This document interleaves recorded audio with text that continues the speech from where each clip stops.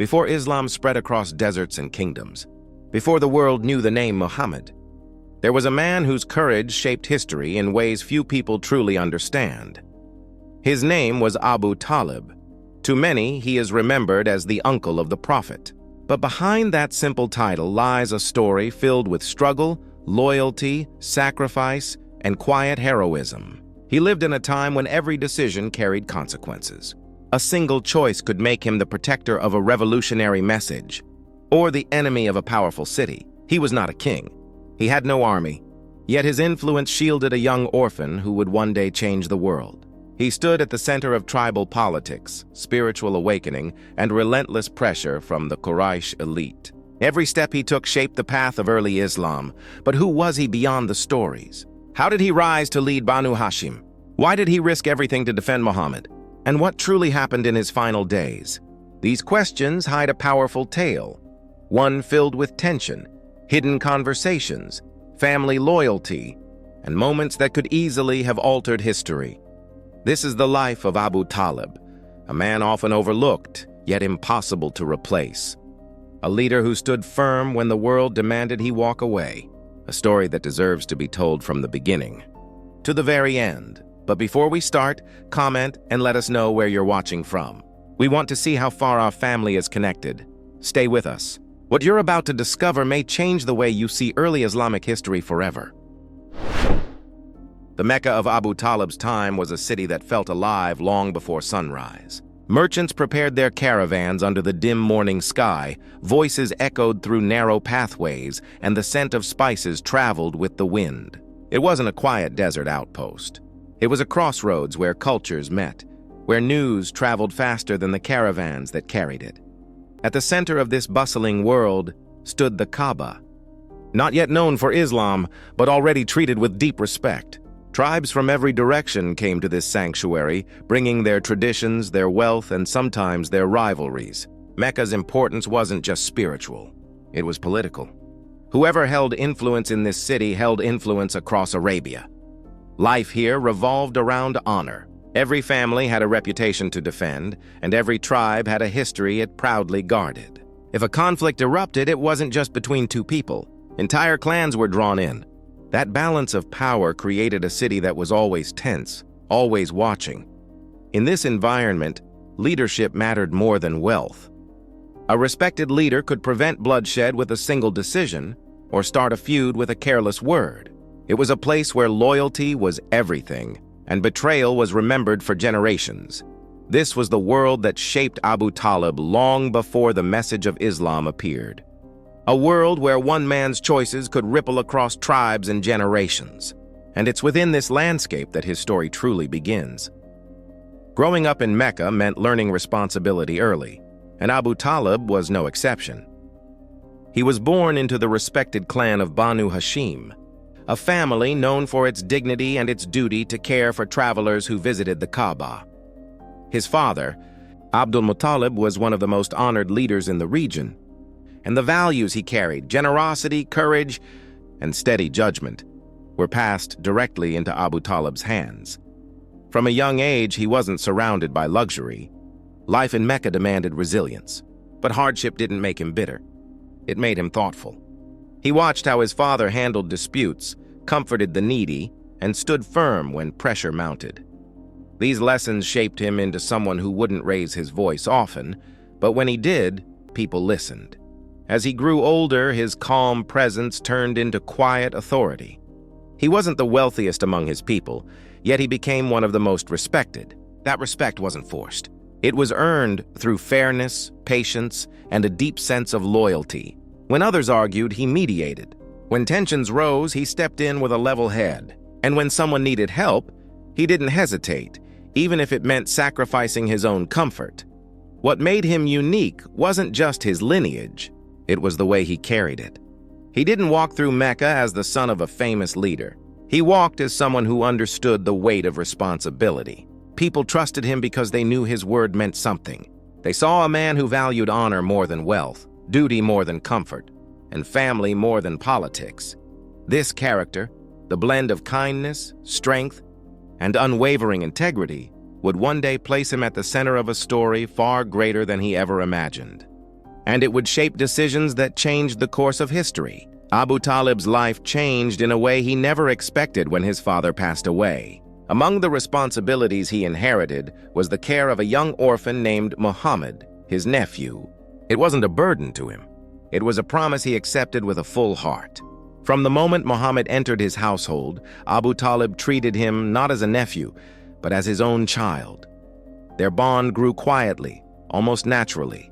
Abu Talib noticed something about the boy that others sometimes overlooked. There was a calmness in him, a gentleness that made people feel safe. Even as a child, Muhammad carried himself with a sense of dignity that was rare. Abu Talib saw it, respected it, and protected it. Life at that time wasn't easy. Trade routes were long and dangerous, and poverty wasn't uncommon. Yet Abu Talib made sure Muhammad never felt like he was a weight on the family. He shared his food with him, gave him a place close by during gatherings, and watched over him with the care of a devoted father. In moments of danger, he held him close. In moments of joy, he made sure he shared the happiness. Muhammad, in turn, grew deeply attached to him. He followed Abu Talib on journeys, learned from his manners, and witnessed firsthand what leadership looked like when it came from the heart, rather than power. Abu Talib didn't lecture him. He taught through example, through patience, through quiet strength. There were nights when Abu Talib sat awake, making sure the children were safe, and Muhammad often rested near him. And there were days when he would keep Muhammad beside him in the scorching markets of Mecca, guiding him through the rhythms of trade and the unspoken rules of tribal life. This relationship didn't just shape Muhammad's early years. It shaped Abu Talib as well. Caring for the boy awakened a protective instinct so strong that it would later push him to stand against some of the most powerful forces in Mecca. Their connection wasn't ordinary. It was built on love, trust, and an unbreakable sense of responsibility, and it was this bond, formed long before Muhammad declared his message, that prepared Abu Talib for the most difficult choices he would ever face. By the time Muhammad reached adulthood, Abu Talib had already watched him grow into a man known for his honesty and gentle strength. Nothing about him caused worry.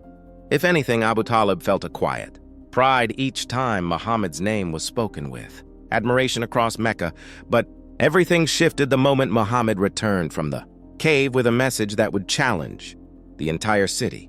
When Muhammad told him what had happened, Abu Talib didn't respond with disbelief or anger. He listened. He studied his face. He knew this wasn't a man who imagined things or sought attention. He had known Muhammad since childhood. If he said he had received a message, Abu Talib wasn't the kind of man to dismiss it. Still, accepting this truth didn't come without weight. Abu Talib understood Mecca better than most. He knew how the city would react to anything that threatened its traditions. He knew that powerful clans would not tolerate a message that questioned their idols, their authority, or their way of life. And he knew that standing beside Muhammad meant stepping into conflict that could swallow an entire family. But loyalty wasn't something Abu Talib measured.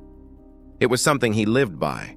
Even if he didn't publicly declare belief, he didn't distance himself from Muhammad. He didn't tell him to stop. He didn't silence him. Instead, he offered something just as important: protection. When whispers began to spread, when the first signs of hostility appeared, Abu Talib didn't panic.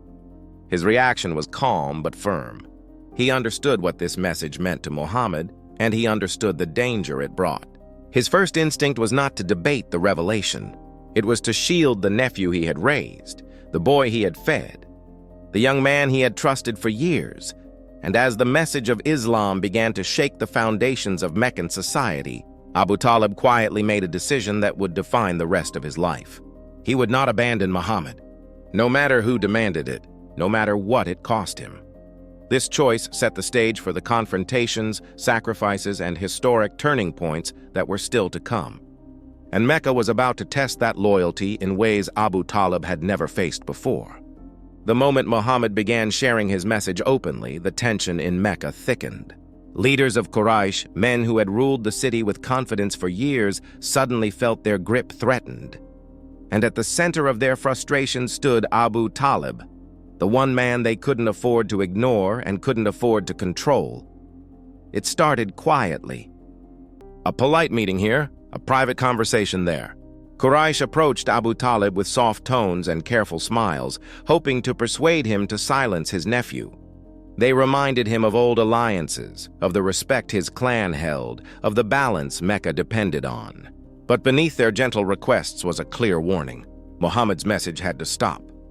Abu Talib listened, as he always did, with patience. But he didn't bend, and that refusal turned whispers into pressure. Soon, delegations of powerful men came to his door, not once, but many times. They came with offers that would tempt almost anyone: wealth, influence, protection for his entire clan. All they wanted in return was for Abu Talib to step aside and let them deal with Muhammad. But every offer ended the same way.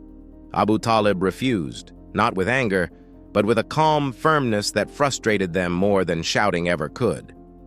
When persuasion failed, Quraysh tried intimidation. They warned him that his clan would suffer, that Mecca would turn against him, that his refusal would spark conflict.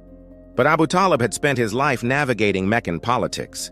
He knew fear when he saw it, and he knew that if he abandoned Muhammad now, the world would never forgive him. One of the most intense confrontations came when Quraysh presented an exchange. They offered a strong young man from their tribe in return for Muhammad, as if trading lives were a simple bargain. Abu Talib's response stunned them. He told them he would never betray his nephew, not for a man, not for a city, not for anything they could offer. That moment marked a turning point. It was the moment Quraysh realized Abu Talib wouldn't just protect Muhammad, he would stand between him and the entire city if he had to. These confrontations didn't end in a single day. They grew harsher, more desperate, and more public. But through every threat and every negotiation, Abu Talib held his ground. His loyalty became a shield Muhammad could not have survived without. And Quraysh, frustrated and humiliated, began turning their anger toward the entire Banu Hashim, setting the stage for one of the darkest chapters in Meccan history. The confrontations with Quraysh didn't break Abu Talib, but they pushed Mecca toward a choice the city had never faced before. When they realized persuasion and threats wouldn't separate him from Muhammad, they turned to something far harsher. What came next wasn't just pressure, it was punishment. Quraysh gathered in a private meeting and agreed on a pact that would cut off the entire Banu Hashim from Meccan life. No one would trade with them, speak with them, marry into their families, or offer them help of any kind. They pinned this pact inside the Kaaba so that every tribe would see it and no one could deny it. With that decision, Abu Talib and everyone who stood with him were pushed into the outskirts of Mecca, into a narrow valley that would soon carry his name. Life in the valley was unlike anything they had ever known. Supplies disappeared overnight. Markets turned their backs. Even water became a challenge. Nights felt colder, days felt longer, and hunger became a quiet shadow that followed every step. Children cried from exhaustion, and the elderly struggled to survive as food grew scarce. Yet Abu Talib didn't let despair take over. Even in the middle of hardship, he stayed steady. He organized the families, managed the little resources they had, and protected Muhammad with even greater care than before. There were nights when he would move Muhammad from one sleeping place to another, just in case danger came silently through the darkness. And every time he did, he whispered nothing of fear, only reassurance. The boycott lasted far longer than anyone expected. But what Quraysh didn't anticipate was the unity it created. Instead of breaking the family apart, it pushed them closer together. Word of their suffering began to trouble a few Meccans whose conscience outweighed politics. Quiet acts of mercy found their way into the valley. Hidden bags of grain, moments of sympathy, whispers that not everyone agreed with this cruelty. And then came the day when the pact that sealed their isolation was inspected inside the Kaaba. According to the reports, something strange had happened. The document had been eaten away, leaving only the words that carried oppression. Shock rippled through Mecca. The boycott, which had once seemed unbreakable, collapsed under its own injustice. As Abu Talib led his family out of the valley, weakened but unbroken, Mecca felt different. Something had shifted. Quraysh realized they had pushed him into hardship, yet he never abandoned Muhammad. And now the entire city had seen the cost of his loyalty. Leaving the valley brought relief, but it didn't end the tension in Mecca. Quraysh still wanted Muhammad silenced, and Abu Talib knew the storm hadn't passed. Yet something had changed within him. Hardship had a way of sharpening truth. And now his support for his nephew became more open, more confident, and more unshakable. One of the most powerful ways he expressed that support was through poetry. In Arabia, poetry wasn't decoration. It was power. Words could lift a tribe's honor, challenge an enemy, or immortalize a moment long after the dust of conflict settled. And Abu Talib understood the weight of a well-spoken verse better than most. His poems weren't loud or boastful.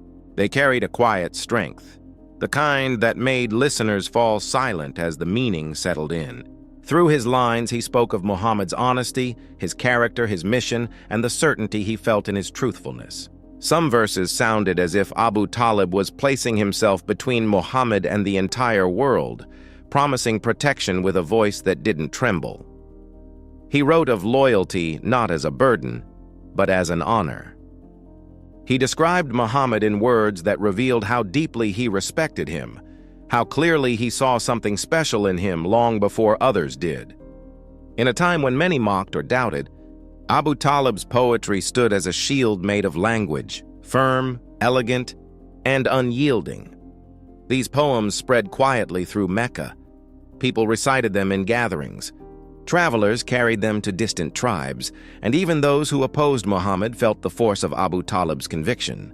His verses made it clear that his support wasn't accidental or pressured. It came from his heart, from decades of watching Muhammad grow, and from a certainty that could not be shaken by threats or promises. His poetry wasn't just art. It was courage captured in words, spoken by a man who chose to stand with truth, even when the entire city pushed against him. And as Mecca continued to change, those poems became a reminder that Abu Talib's loyalty ran deeper than politics, deeper than clan disputes, deeper than fear. It was the kind of loyalty that shaped destinies. Abu Talib's loyalty was undeniable, but as the years passed and his health weakened, a new question began to surround his name. It wasn't about his courage or his protection. It was something far more personal, something that scholars and communities would discuss for centuries. What did Abu Talib truly believe in his heart? As he grew older, the pressure around him didn't fade. Quraysh saw his weakening strength as an opportunity to push one last time. They hoped that removing him from Muhammad's side would finally silence the message. But even in those final days, Abu Talib refused to abandon the nephew he had protected since childhood. Still, the question lingered. Did he accept Muhammad's message openly, quietly? Or did he choose to keep his faith hidden? Different voices throughout history offer different pictures. Some describe a man who supported Muhammad out of love and duty, but never stepped forward publicly as a believer. Others speak of moments in his last days, words whispered between uncle and nephew, hints that his heart was already aligned with the truth he had defended for so long. His poetry, his sacrifices, his unwavering loyalty, they all raise the possibility that his belief ran deeper than appearances suggested. What makes this debate so powerful is not disagreement. It's the mystery. Abu Talib never sought recognition. He never tried to shape his image for the tribes of Mecca or for the generations that would follow. He acted from conviction, quietly and steadily, even when his silence left room for questions. As his final moments drew near, the home of Abu Talib became a place of heavy emotion. Muhammad stood by his side, hoping for a sign of acceptance. Quraysh leaders waited outside, desperate to pull him away one last time. The tension in that room reflected years of conflict, love, and sacrifice. And whatever his final words were, one truth remains unchallenged. He protected Muhammad with a devotion that shaped the future of an entire faith. The debate about his belief continues, not out of doubt, but out of fascination, because understanding Abu Talib isn't just about knowing what he believed. It's about understanding the heart of a man who stood alone against a city and never once stepped aside. The questions surrounding Abu Talib's final moments didn't fade with his passing. If anything, they made people look even closer at the life he lived and the impact he left behind. And when you examine the years he spent standing beside Muhammad, it becomes clear that his legacy isn't defined by a single moment. It's defined by everything he held together while the world around him tried to tear it apart. After his death, Mecca felt different. The man who once shielded Muhammad with steady hands and unwavering resolve was no longer there, and the city's hostility grew sharper. That alone shows how much Abu Talib mattered. His presence had kept the storm at bay. His leadership had prevented violence from erupting too soon, and his courage had allowed Islam to take its first steps without being crushed under pressure. His legacy lives in the sacrifices he made silently. He defended a message he didn't preach publicly, yet he carried its weight as if it were his own. He protected a man who would later be known across continents, long before anyone saw change coming. And he paid the price not for what he gained, but for what he believed was right. Early Muslims remembered him for the shelter he provided when no one else would. They remembered the years in the valley, the negotiations he faced alone, the nights he stayed awake to keep danger away from Muhammad. Even the opponents who stood against him admitted his strength. They knew Mecca lost more than a leader when Abu Talib passed. It lost one of the last voices that held the city's pride together. His influence didn't end with his life. It echoed in the character of his children, in the stability he helped preserve during the most fragile years of Islam, and in the memories Muhammad carried for the rest of his life. Every hardship the early Muslims endured would have been far worse without the foundation Abu Talib built through loyalty and courage. His legacy isn't carved into monuments or written in long speeches. It lives in the simple truth that without him, the story of Islam's beginnings would look very different. And generations continue to remember his name because his loyalty shaped history long before the world realized what he had protected. Abu Talib's story shows how quiet courage can shape the future. He stood firm when others stepped back, and his loyalty helped protect a message that was still finding its voice. His strength didn't come from power or wealth, but from conviction, and that's what makes his legacy unforgettable. If this journey gave you a new perspective or inspired you in any way, let us know. Like the video, share your thoughts in the comments, and tell us where you're watching from. We love seeing how far our family reaches.